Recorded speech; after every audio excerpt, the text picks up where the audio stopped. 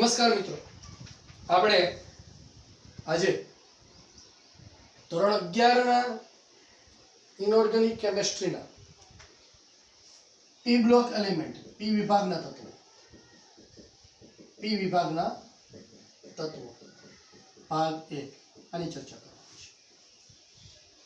અગત્યનો ટોપિક છે અને પરીક્ષા માટે ખાસ કરીને જેડબલઈ નીટ માં ઇનઓર્ગેનિક કેમિસ્ટ્રી શરૂઆતથી કહેતો આવું છું કે એ તમારા માટે સ્કોરિંગ સબ્જેક્ટ ટોપિક કહેવાય ઇનઓર્ગેનિક કેમિસ્ટ્રી. કારણ તો કે જેનો ક્રેમિંગ પાવર, યાદ શક્તિ જેની વધારે, ગોખણ શક્તિ જેની વધારે હશે એ ઇનઓર્ગેનિક કેમિસ્ટ્રીમાંથી બહુ ઇઝીમાં ઓછા સમયમાં સારો સ્કોર છે તમે કરી શકો છો ઇનઓર્ગેનિક કેમિસ્ટ્રી.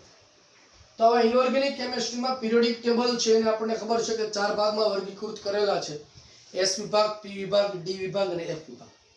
માં પી વિભાગના તત્વો કોને કીધા? તો કે ભાઈ જે તત્વની ઇલેક્ટ્રોન રચનામાં છેલ્લો ઇલેક્ટ્રોન પી કક્ષકમાં દાખલ થાય. જે તત્વની ઇલેક્ટ્રોન રચનામાં છેલ્લો ઇલેક્ટ્રોન એ પી કક્ષકમાં દાખલ થતો હોય તેવા તત્વોને પી વિભાગના તત્વો તરીકે ઓળખવામાં આવે છે. હવે પી વિભાગમાં દાખલ થતા હોય, પી કક્ષકમાં દાખલ થતા હોય તો કેટલા ઇલેક્ટ્રોન દાખલ થઈ શકે? કુલ તો કે 6 ઇલેક્ટ્રોન. માટે પી વિભાગને 6 સમૂહો છે એમાં વર્ગીકૃત કરેલા છે. પી વિભાગ છે એને 6 સમૂહોમાં વર્ગીકૃત કરેલા છે. એટલે એની સામાન્ય ઇલેક્ટ્રોન રચના પી વિભાગની NH2 NP1 થી લઈને 6 સુધીની હોય, જેમાં સમૂહ નંબર 13 પેલું તત્વ બોરોન, એટલે બોરોન ફેમિલી,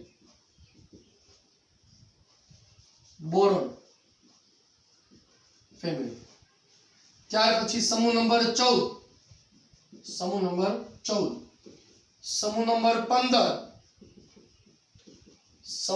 16, સમૂહ નંબર 17 અને સમૂહ નંબર 18 વર્ગીકૃત કરી શકાય. દરેક સમૂહના પ્રથમ તત્વની વાત કરીએ તો boron, carbon, nitrogen, oxygen, fluorine અને નિયોન. આમ હિલિયમ આપણે કહીએ છીએ. પ્રથમ તત્વ તો હિલિયમ લેવામાં આવે છે. એટલે જો દરેક સમૂહની સામાન્ય ઇલેક્ટ્રોન રચના જો મારે લખવી હોય, સામાન્ય ઇલેક્ટ્રોન રચના, તો શું લખી શકીએ આપણે? તો કે NH2 NP1, NH2 NP2, NH2 NP3, NH2 NP4, NH2 NP5 અને NH2 NP6. આ પ્રમાણે એને વર્ગીકૃત કરી શકાય. સમૂહ નંબર 13, 14, 15, 16, 17 અને 18 એને સામાન્ય ઇલેક્ટ્રોન રચના NH2 NP1, 2, 3, 4, 5, 6 તરીકે ઓળખવામાં આવે. એમાં આપણને ખ્યાલ છે કે સમૂહ નંબર 18 છે એ સમૂહ નંબર 18 એ ઉમદા વાયુ અથવા તો નિષ્ક્રિય વાયુથી ભરેલો છે સમૂહ. સમૂહ નંબર 17 એને હેલોજન સમૂહ તરીકે ઓળખીએ છીએ. સમૂહ નંબર 16 એને ચાલ્કોજન કહેવાય છે, ચાલ્કોજન. સમૂહ નંબર 15, 14 અને 13 એ તેના પ્રથમ તત્વોને આધારે બોરોન સમૂહ, કાર્બન સમૂહ અને નાઇટ્રોજન સમૂહને આધારે વર્ગીકૃત કરવામાં. ધોરણ 11 માં પી વિભાગના તત્વો ભાગ 1 છે એમાં 2 સમૂહોને વર્ગીકરણ કર્યા છે, સમૂહ નંબર 13 અને સમૂહ નંબર 14. જ્યારે સમૂહ નંબર 15, 16, 17, 18 આને પી વિભાગના તત્વો ભાગ 2 એટલે ધોરણ 12 ના એનસીઈઆરટી ના ચેપ્ટરમાં વર્ગીકૃત કર્યા છે. જો જનરલ ચર્ચા આપણે આખા પી વિભાગના તત્વોની કરીએ તો જેડબલઈ નીટ માટે સૌથી અગત્યનો સમૂહ અને સૌથી વધારે પડતા પ્રશ્નો જો પૂછાતા હોય તો સમૂહ નંબર 13 માંથી છે સૌથી વધુ. ત્યારે સમૂહ નંબર 17, સમૂહ નંબર 18 આ 3 સમૂહોમાંથી સૌથી વધુ એમસીક્યુ પરીક્ષામાં પૂછાય છે. તો સમૂહ નંબર 13 અને સમૂહ નંબર 14 ની આપણે અહીંયા ચર્ચા કરવાની છે. દરેક સમૂહ વિશે આપણે ક્રમશઃ ચર્ચા કરશું, પણ સૌપ્રથમ આપણે વાત કરવાની છે સમૂહ નંબર 13. સમૂહ નંબર 13 માં દરેક સમૂહ તત્વના નામ, ઇલેક્ટ્રોન રચના અને ત્યાર પછી એમના પ્રાપ્તિ સ્થાન એ ખ્યાલ હોવા જોઈએ. સમૂહ નંબર 13 ના તત્વો માટે એમની ઇલેક્ટ્રોન રચના, સમૂહ નંબર 13 બોરોન સમૂહ. બોરોન સમૂહ આવર્ત ક્રમ જે છે એ આવર્ત ક્રમની આપણે વાત કરીએ. આવર્ત ક્રમ તો બીજા આવર્તથી એની શરૂઆત થાય. તત્વની સંજ્ઞા, નામ, પરમાણુ ક્રમાંક અને ઇલેક્ટ્રોન રચના. બોરોન સમૂહની આપણે સામાન્ય ઇલેક્ટ્રોન રચના ખબર છે. શું થશે? ns2np1. આવર્ત ક્રમ બીજો, ત્રીજો, ચોથો, 5, 6 અને 7. પ્રથમ તત્વ છે બોરોન, એલ્યુમિનિયમ, ગેલિયમ, ઇન્ડિયમ અને thallium. Boron, aluminium, gallium, indium અને થેલિયમ. નામ આનું કરીએ. બોરોન, આનું નામ આવશે એલ્યુમિનિયમ. એલ્યુમિનિયમ આનું આવશે ગેલિયમ. આનું આવશે ઇન્ડિયમ. ઇન્ડિયમ અને આનું નામ શું આવશે? થેલિયમ. બરાબર. બેંગન, આલુ, ગાજર ઇન થેલી. યાદ રાખવા માટેની કી. બેંગન, આલુ, ગાજર ઇન થેલી. હવે પરમાણુ ક્રમાંકની જો વાત કરીએ તો પરમાણુ ક્રમાંક, બોરોનનો પરમાણુ ક્રમાંક આપણને ખ્યાલ છે. Hydrogen, helium, lithium, beryllium, boron. પરમાણુ ક્રમાંક કેટલો આવશે? 5.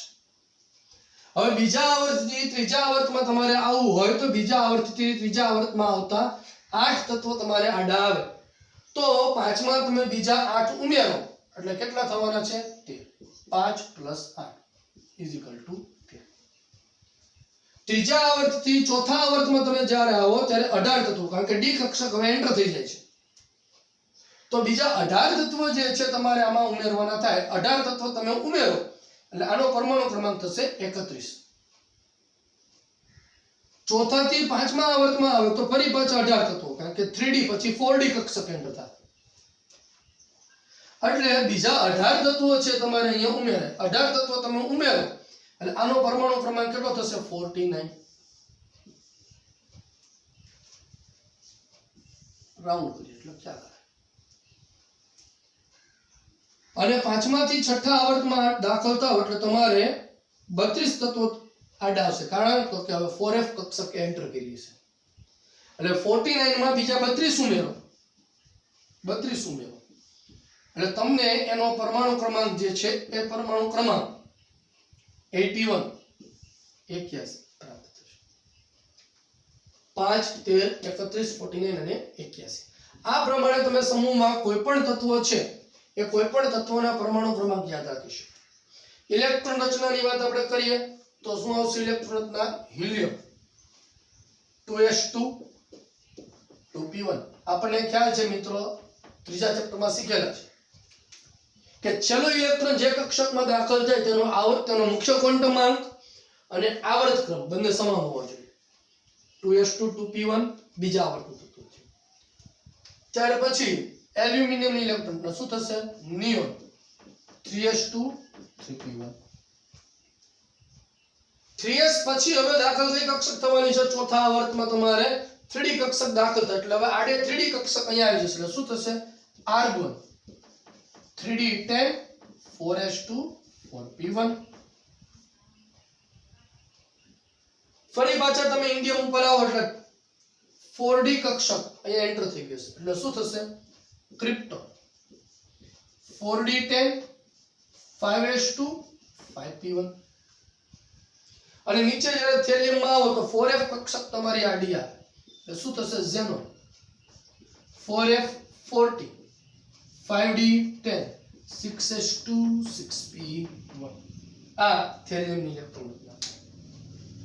તો આ સમૂહ નંબર 13 બોરોન સમૂહ જે છે એ બોરોન સમૂહના આવર્ત ક્રમ એટલે કે આવર્ત કયા આવર્તમાં તત્વો છે? સંજ્ઞા બેંગન, આલુ, ગાજર ઇન થેલી, પરમાણુ ક્રમાંક અને ઇલેક્ટ્રોન રચનાની વાત. હવે જે આપણે વાત કરવાની છે સમૂહ નંબર 13 ના તત્વોના જુદા જુદા તત્વો, એમાં ખાસ કરીને આપણે બોરોન અને એલ્યુમિનિયમની ચર્ચા થશે. એમના પ્રાપ્તિ સ્થાન જે છે એ પ્રાપ્તિ સ્થાન, એની મુખ્ય ખનિજો, એ મુખ્ય ખનિજોના નામ, અણુસૂત્ર યાદ રાખવાના છે. એ એમસીક્યુ માટે કામની વસ્તુ છે. તો શરૂઆત આપણે કરશું એમના પ્રાપ્તિ સ્થાન. ચાલો મિત્રો, પી વિભાગના તત્વોની આપણે જો વાત કરીએ તો ચેપ્ટર એ ખૂબ અગત્યનું જેડબલઈ નીટની દ્રષ્ટિએ છે. આમાંથી બહુ બધા પ્રશ્નો, બહુ બધા એમસીક્યુ છે એ જુદી જુદી રીતે આ ચેપ્ટરમાંથી પૂછાતા આવે છે. આપણે આ વિડિયો લેક્ચર્સ એટલે આ ચેપ્ટરમાં બધી જ વસ્તુઓની ચર્ચા કરવાની છે. એટલે દરેક વિડિયો જે છે છેક સુધી સમજીને લખવી અને ઇનઓર્ગેનિકની પોતાની નોટ્સ બનાવી હું દર વખતે પહેલેથી કહેતો હોઉં છું. ઇનઓર્ગેનિક કેમિસ્ટ્રી એટલે જો તમારે જેડબલઈ નીટમાં સ્કોર કરવો હોય સારો એવો, તો ઇનઓર્ગેનિક કેમિસ્ટ્રી એ તમારું ખૂબ મોટું હથિયાર છે. બહુ એમાંથી easy questions through the textbook પૂછાતા આવે છે. અને ઇનઓર્ગેનિક કેમિસ્ટ્રીને બહુ રિફર વ્યવસ્થિત કરવું હોય તેના માટે પોતાની નોટ્સ પહેલેથી લઈને છેલ્લે સુધી તમારે તૈયાર કરવી પડે છે. તો પી વિભાગના તત્વો કોને કહેવાય પહેલા આપણે એ ખબર પડવી જોઈએ. તો ધોરણ 11 માં ત્રીજા ચેપ્ટરમાં તમે ભણેલા છો. આવર્ત કોષ્ટકને 4 ભાગમાં વિભાજિત કરેલું છે. એમાંનો એક ભાગ હતો પી વિભાગ. શું વ્યાખ્યા આપી શકાય? તો કે જે તત્વની ઇલેક્ટ્રોન રચનામાં છેલ્લો ઇલેક્ટ્રોન પી કક્ષકમાં દાખલ થાય તો એને પી વિભાગના તત્વો કહેવાય. બરોબર છે? કેટલા ઇલેક્ટ્રોન દાખલ થતા હતા? તો કે 6. તો કેટલા સમૂહોની ફાળવણી પી વિભાગમાં કરેલી છે? તો કે 6 સમૂહ. સમૂહ નંબર 13 થી લઈને સમૂહ નંબર 18. મિત્રો, આવર્ત કોષ્ટકમાં એકમાત્ર એવો સમૂહ છે, તો એકમાત્ર એવો વિભાગ છે કે જેમાં ધાતુ, અધાતુ અને અર્ધધાતુ આ ત્રણેયનો સમાવેશ થાય છે. માટે પી વિભાગનો તત્વ જે છે, તો પી વિભાગ એ આપણા માટે એટલા માટે પણ ખૂબ અગત્યનો બની રહ્યો છે. પી વિભાગના તત્વોમાં આપણે શરૂઆત કરવાની છે સૌપ્રથમ સમૂહ નંબર 13 થી. સમૂહ નંબર 13 એટલે બોરોન સમૂહ. જેડબલઈ નીટમાંથી સૌથી વધુ વખત જો ઇનર બ્લોક એલિમેન્ટમાંથી સૌથી વધુ જો પ્રશ્ન પૂછાતો હોય તો સમૂહ નંબર 13 નો છે. સૌથી વધુ. અને એક્સેપ્શન એટલે કે અપવાદોથી ભરેલો સમૂહ છે. અઢળક માત્રામાં અપવાદો છે. એ બધા જ વસ્તુઓ તમારે સમજવી પડે અને સૌથી વધુ એને યાદ રાખવી પડશે. બરાબર? તો આપણે બધી જ ચર્ચાઓ છે એ આ ચેપ્ટરમાં કરવાની છે. એટલે દરેક વિડીયો એને બરોબર વ્યવસ્થિત ધ્યાનથી જોવો, પોતાની નોટ્સ બનાવી અને એ નોટ્સને ઉતારવી. ક્લિયર? ચાલો શરૂઆત કરીએ છીએ આપણે સમૂહ નંબર 13 માં બોરોન સમૂહથી. સમૂહ નંબર 13 બોરોન સમૂહ. પહેલા વાત કરવાની છે મારે પ્રાપ્તિ સ્થાન અને પ્રચુરતા એટલે કે પ્રમાણ, અકરન્સ અને એનું કોમ્પોઝિશન, પ્રમાણ કેટલું છે. તો અહીં મુખ્યત્વે લખેલું છે કે મુખ્યત્વે પૃથ્વીના પોપડામાં બોરોન એ વજનથી 0.001 પ્રમાણ જેટલામાં મળી આવે છે. બોરોન એ મુખ્યત્વે પૃથ્વીના પોપડામાંથી 0.0001% જેટલા પ્રમાણમાં મળી આવે. બોરોનના મુખ્યત્વે બે સમસ્થાનિકો છે, એક 11 અને બોરોન 10. બોરોન 10 એ 19% જેટલું પ્રમાણ છે, 11 81% જેટલું પ્રમાણ છે. મુખ્ય ખનિજોની વાત કરીએ તો મુખ્ય ખનિજો કેટલી? તો કે 4 ખનિજો: બોરેક્સ, ઓર્થોબોરિક એસિડ, કોલેમેનાઇટ અને કાર્નાઇટ. અણુસૂત્રો દરેકને આપણે યાદ રાખવા જરૂરી છે.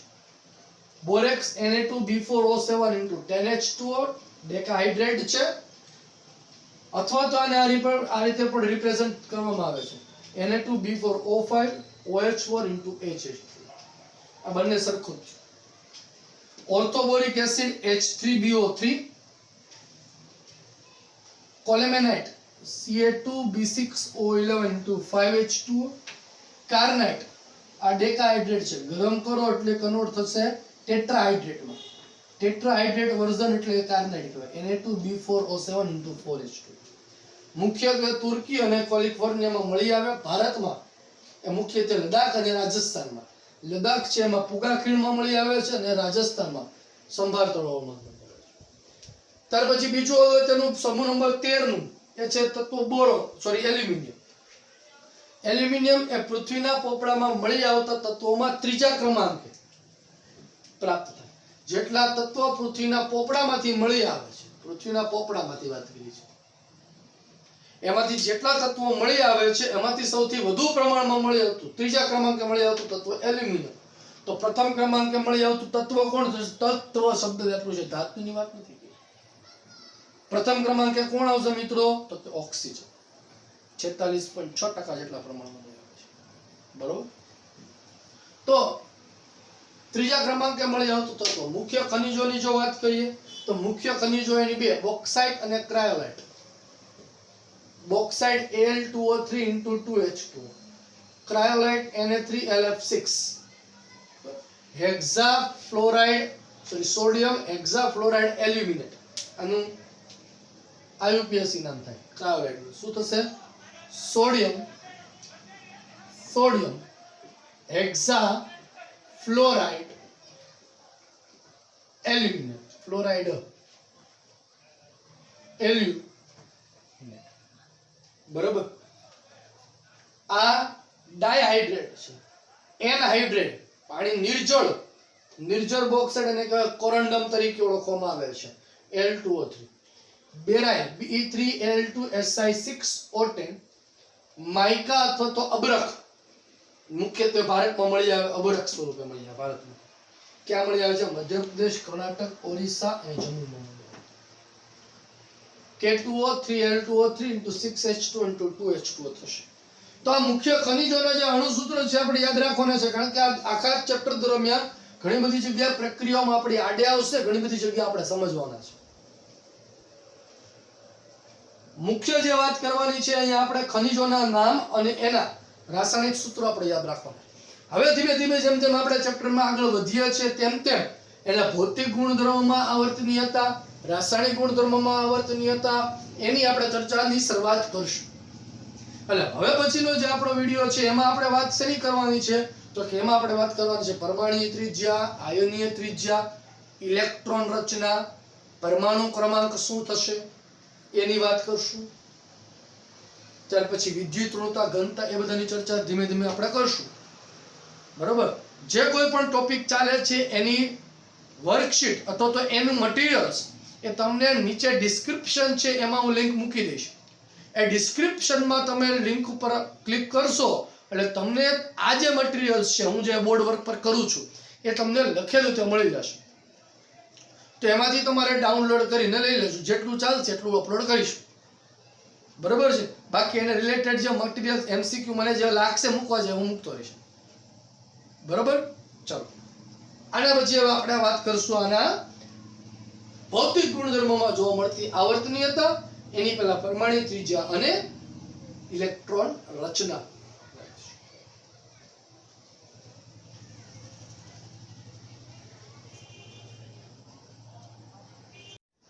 ચાલો મિત્રો આપણે આગળ હમણાં વિવાદોથી ભરેલા સમૂહો, અપવાદોથી ભરેલા સમૂહની વાત કરતા હતા. સમૂહ નંબર 13 જેમાં આપણે એની મુખ્ય ખનિજો, ઇલેક્ટ્રોન રચના, પરમાણુ ક્રમાંક આ બધી વાત કરી. ભૌતિક ગુણધર્મોમાં જોવા મળતી આવર્તનીયતાની વાત કરવાની છે. એટલે મેં શબ્દ વાપરેલો છે કે અપવાદોથી ભરેલો સમૂહ છે. માટે MCQ સૌથી વધુ જેડબલી નીટમાં સમૂહ નંબર 13 માંથી પૂછાતા આવે છે. પરમાણુ ત્રિજ્યા અને આયનીય ત્રિજ્યાની વાત આપણે કરવાની છે કે સમૂહ નંબર 13 માં આવર્તમાં જેમ ડાબી બાજુથી જમણી બાજુ જાય એટલે આમ તમે જુઓ તો અહીંયા આવે છે સમૂહ નંબર 2 અને પછી આવી જશે સમૂહ નંબર 13. એટલે આ આવ્યો બેરિલિયમ અને આ આવ્યો બોરોન.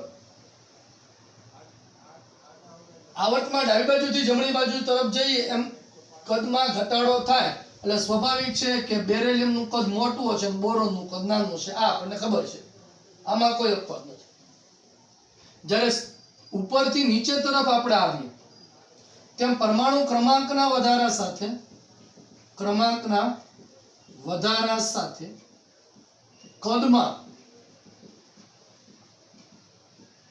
વધારો થાય. માટે જો કદનો ક્રમ જો જોઈએ તો આપણે આવો મળવો છે બોરોન થી એલ્યુમિનિયમ, ગેલિયમ, ઇન્ડિયમ, ટેલ્યુરિયમ. આવો ક્રમ મળવો જોઈએ. પણ આ પ્રકારનો ક્રમ આમાં જોવા મળશે એમ નહીં. કેમ નહીં જોવા મળે એ સમજવાનું છે.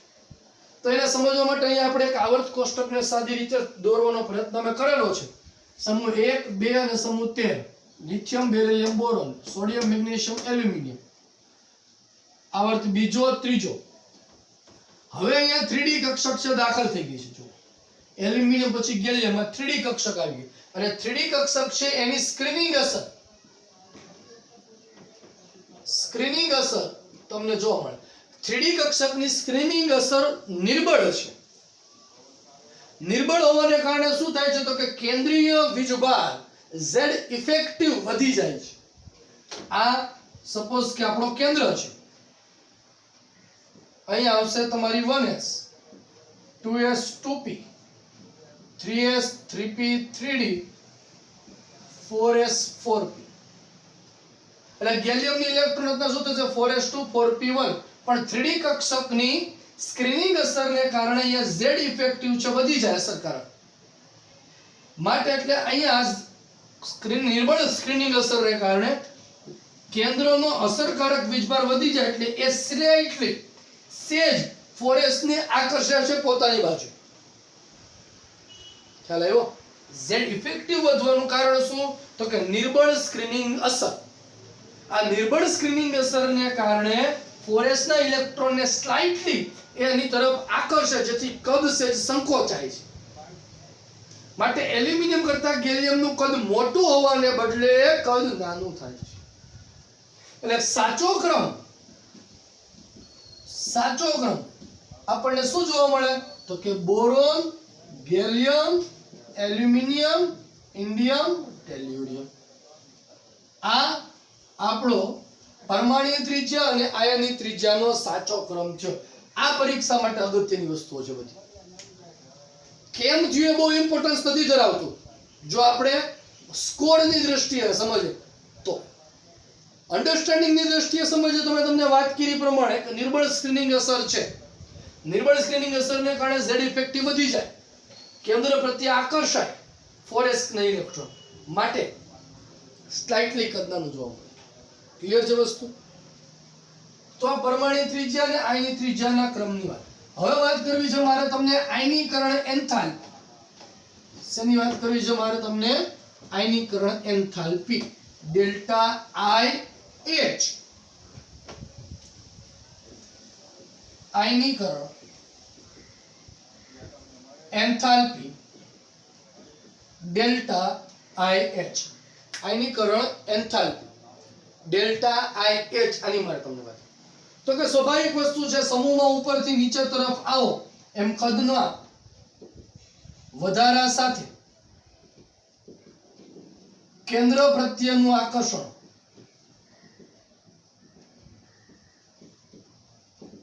ઘટે છે અને કેન્દ્ર પ્રત્યેનું આકર્ષણ ઘટવાને કારણે ડેલ્ટા IH ઘટે છે. આયનીકરણ એન્થાલ્પી ઘટે એટલે ધાત્વિય ગુણધર્મોનું સમર્થન કરે.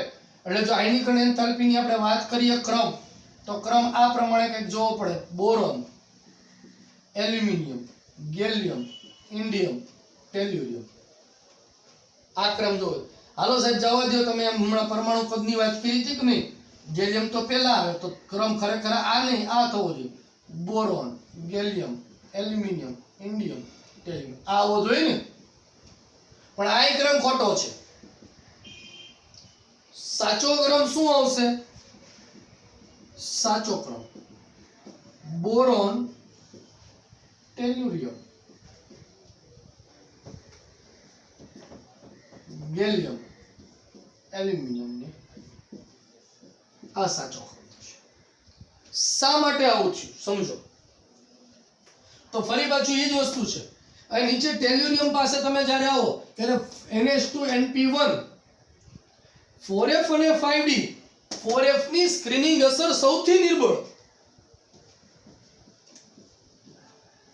4F ની સ્ક્રીનિંગ અસર એ સૌથી નિર્બળ છે અને સૌથી નિર્બળ અસર હોવાને કારણે Z ઇફેક્ટિવ કેવો થઈ જવાનો છે? વધી જવાનો. તમને ખ્યાલ છે જો NH2NP1 છે એટલે આ કેટલામાં આવર્તનો થશે? બીજો, ત્રીજો, ચોથો, પાંચમો, છઠ્ઠા આવર્તનો તત્વ છે. એટલે ખરેખર ઇલેક્ટ્રોન રચના શું થાય? 6s2 4p14 5d10 7p1 6p1 આ ઇલેક્ટ્રોન રચના થાય. એટલે તમે જુઓ 6s અને 6p ની વચ્ચે 4f 5d કક્ષક આવી જાય. એટલે આનું કેન્દ્ર પ્રત્યે આકર્ષણ વધી ગયું આની સ્ક્રીનિંગ અસરના કારણે,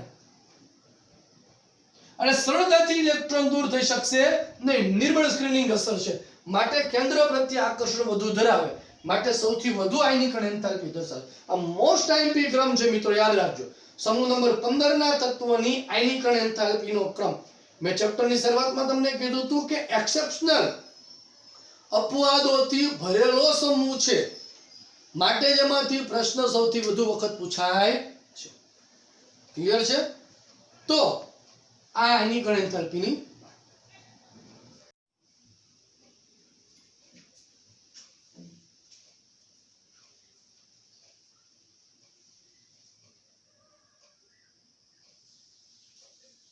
હવે આપણે વાત કરવાની છે સમૂહ નંબર 13 ના તત્વોની વિદ્યુત ઋણતાની વાત. મિત્રો વિદ્યુત ઋણતા ઇલેક્ટ્રોનેગેટિવિટી અને સંબંધ હોય છે અધાત્વિકપણા સાથે.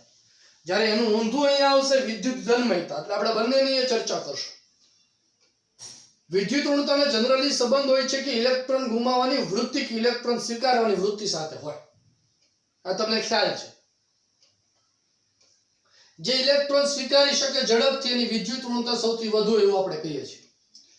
પણ સમૂહ નંબર 13 મેં તમને વાત કરી હતી કે અપવાદોથી ભરેલો સમૂહ છે, એક્સેપ્શન બહુ વધારે પડતા છે. એટલે આપણે એ વાત કરી છે કે સમૂહમાં ઉપરથી નીચે તરફ જતા, એટલે કે બોરોન થી એલ્યુમિનિયમ સુધી તરફ જતા વિદ્યુત ઋણતા ઘટે છે. આ જનરલ વસ્તુ છે, કારણ કે કદ વધશે એટલે આકર્ષણ ઘટશે, ઇલેક્ટ્રોન સરળતાથી મેળવી શકશે નહીં. આ તો સ્વાભાવિક વસ્તુ છે. એટલે બોરોન થી એલ્યુમિનિયમ તરફ જતા એ વિદ્યુત ઋણતા ઘટે છે, પરંતુ ત્યારબાદ આ વિદ્યુત ઋણતા વધે છે, ધીમે ધીમે વધે છે. એટલે ક્રમ જે છે એ ક્રમ અગત્યની વસ્તુ છે મિત્રો. આ આપણે બહુ અગત્યની વસ્તુ છે, યાદ રાખવાની છે. મોસ્ટ આઈએમપી આ જે બધા ક્રમ છે બહુ અગત્યના છે, યાદ રાખવાના. બોરોન થી એલ્યુમિનિયમ તરફ જતા ઘટે છે, ફરી પાછા વધે છે. બોરોન થી એલ્યુમિનિયમ તરફ જતા ઘટે છે, ફરી પાછા વધે છે.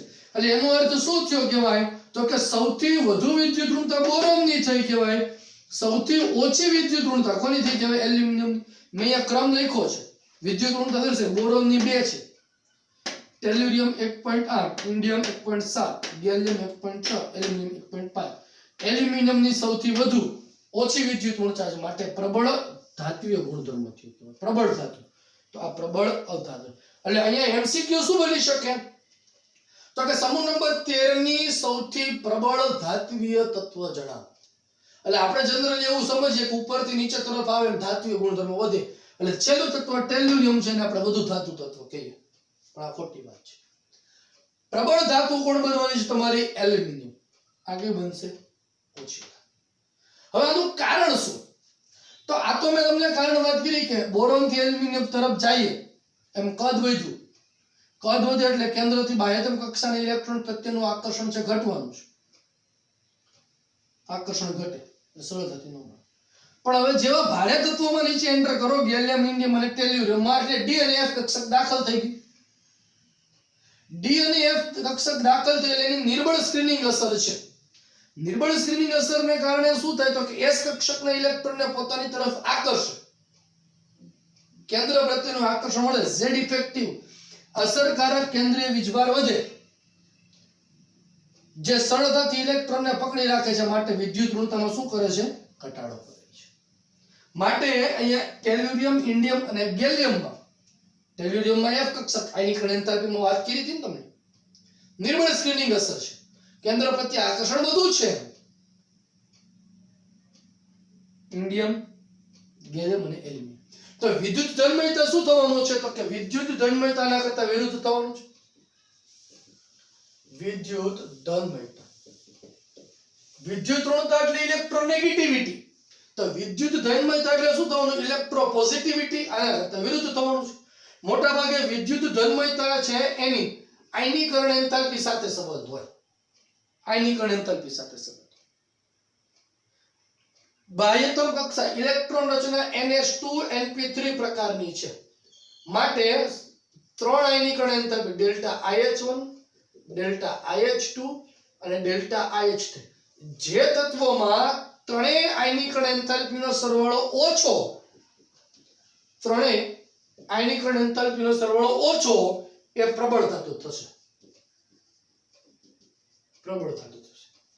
બોરોનમાં આ ત્રણેય આયનીકરણ એન્થાલ્પીનો સરવાળો એ ખૂબ વધુ છે અને ખૂબ વધુ હોવાથી શું થશે તો કે પ્રબળ અધાતુ. જ્યારે એલ્યુમિનિયમમાં સરવાળો કેવો થશે ઓછો, તેથી કે બનવાનું છે પ્રબળ ધાતુ છે.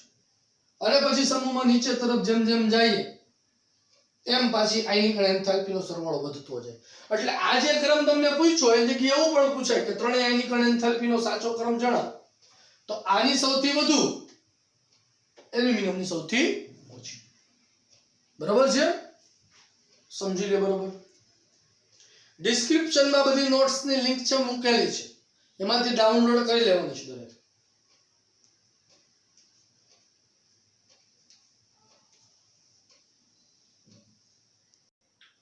સમૂહ નંબર 13 ના તત્વોની ઘનતાની આપણે વાત કરવાની છે. સમૂહ નંબર 13 ના તત્વોની ઘનતાને મૂળભૂત રીતે દળ અને કદ સાથે સંબંધ હોય. સમૂહમાં ઉપરથી નીચે તરફ આપીએ કદ વધે છે, પણ સાથે દળ પણ એટલું વધે છે. આવર્તમાં ડાબી બાજુથી જમણી બાજુ તરફ જઈએ પણ કદનો ઘટાડો દળ કરતા વધુ હોય છે, એટલે ત્યાં આપણે કદને કન્સિડર કરીએ છીએ.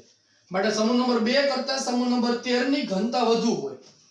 શા માટે વધુ હોય તો ઘનતા બરાબર દળ ભાગ્યા કદ.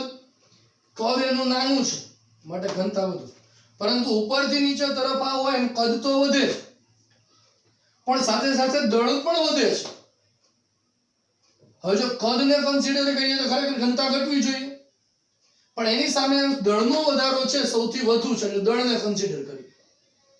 અને દળ વધી એટલે ઘનતા પણ કેવી જોવા મળે છે? વધારે જોવા મળે છે. એટલે બોરોન થી એલ્યુમિનિયમ, ગેલિયમ, ઇન્ડિયમ અને ટેલિયમ ઘનતા વધે છે. પણ અગત્યની વસ્તુ છે આ, મેં તમને વાત કરી હતી કે અપવાદોથી ભરેલો સમૂહ છે, અને ફરી પાછો અહીંયા ઢગલીને પગલે અપવાદ આવે છે. શું અપવાદ આવે છે તો કે ભાઈ ગલનબિંદુનો ક્રમ છે એનો અનિયમિત જોવા મળે. સૌથી વધુ ગલનબિંદુ છે બોરોનનું ને સૌથી વધુ ઓછું ગલનબિંદુ હશે ગેલિયમનું.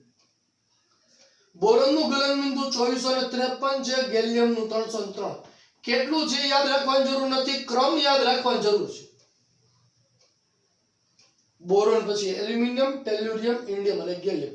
આવું શા માટે તો કે બોરોન જે છે એ બોરોન ક્લોઝ પેક રચના ધરાવે છે. ધોરણ 11 માં ઘન અવસ્થામાં આની વિશે ચર્ચાઓ આવે છે બધી.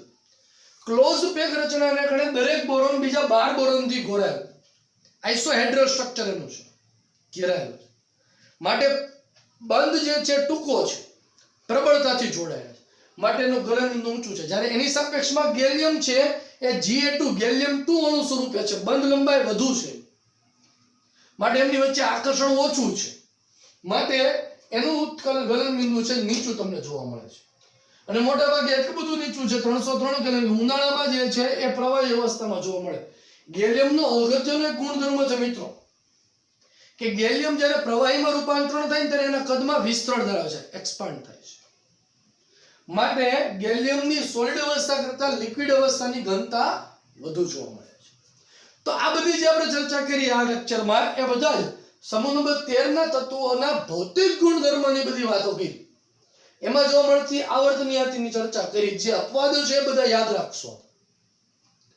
અને પછીના લેક્ચરમાં જે છે આપણે એના રાસાયણિક ગુણધર્મોની વાત કરવાની છે. ખૂબ અગત્યનો છે. દરેક વિડિયો જોવો અને ડિસ્ક્રિપ્શનમાંથી આની PDF ડાઉનલોડ કરી લો. બરાબર?